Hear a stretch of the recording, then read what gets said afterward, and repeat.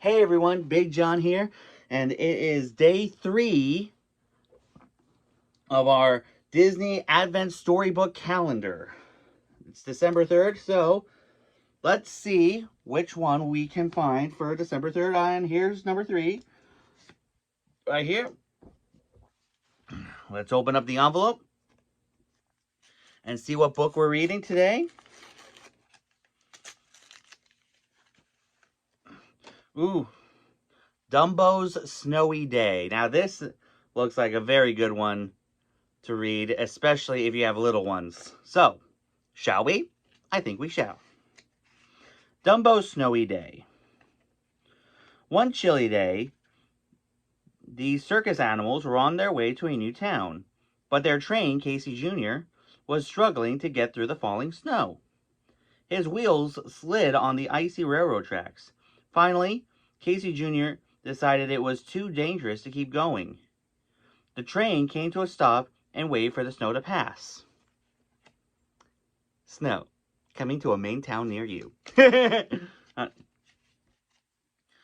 Dumbo was happy that the train had stopped. He'd never played in the snow before.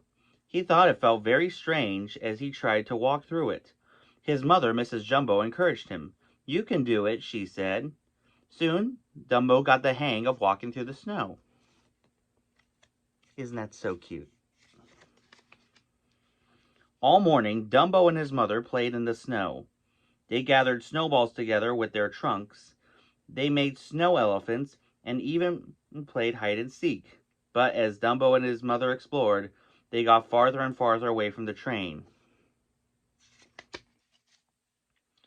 Suddenly, Dumbo slid down a steep hill. He called his mother to follow him, but when she reached the bottom of the hill, Mrs. Jumbo realized she couldn't climb back up. Dumbo tried to push. He tried to pull, but nothing worked. Mrs. Jumbo slid farther down the slope toward the sharp edge of a cliff. "You will have to fly off and get help," she told Dumbo. So Dumbo flew off as fast as his ears would take him. As he soared toward the train, the wind began to blow. It pushed harder and harder against him. Finally, Dumbo's ears got so cold he couldn't fly. He worried about his mother while he waited for the wind to pass. Once the wind died down, Dumbo raced to the train. He gathered all the animals together so they could help. "What are we waiting for?" Timothy Mouse cried. "We've got to save Mrs. Jumbo." Dumbo and his friend led his friends back to the cliff. Teamwork makes the dream work. By the time they found Mrs. Jumbo, the windstorm had pushed her even closer to the cliff's edge. The animals knew they had to think of something fast. "Oh dear," worried the giraffe. "How can we get down there to help?" Timothy snapped his fingers. He had an idea. "Everybody line up," he shouted. He ordered the animals to grab one another's tails. At the front of the line, the ostrich leaned over the cliff to take hold of Mrs. Jumbo's trunk. "1, 2, 3, pull!" yelled Timothy, I should say. Reminds me of me doing the tug of war when I work at summer camp. The animals worked together, huffing and puffing, pulling and stretching, until Mrs. Jumbo had made it safely to the top of the cliff. But suddenly, there was a loud crack. The cliffside gave way, and the animals tumbled down. "Watch out!" yelled the hippo. "Yikes!" cried the monkey. "Uh-oh!" said the giraffe. "Help!" shouted the bear. All the animals tumbled together and rolled down the hill. Before long, they had become a giant snowball. How do you stop this thing?" called Timothy, as they zoomed along. The snowball gathered speed until... I think you can tell what the until is.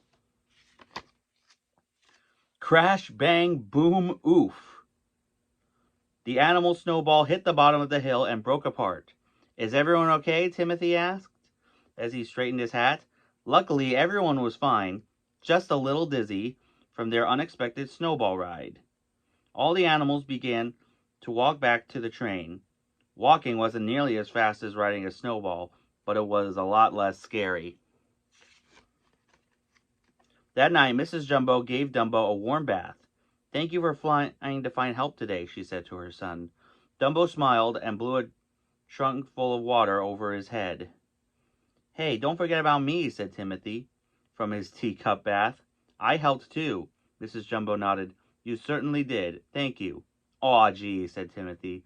"It was nothing at all." Now that was another good story. I really like that one because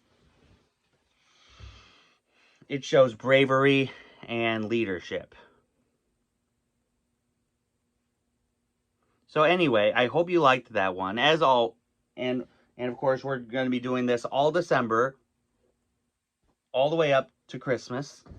So as always, if you have any questions on how to do Disney for people with disabilities, let me know in the comments. I'll make sure it gets into a future video. If you haven't subscribed here yet to the Big John Network, what in the Walt Disney World are you waiting for? And ding the bell for notifications so you never miss a second of the fun. And until next time, may the mouse be with you.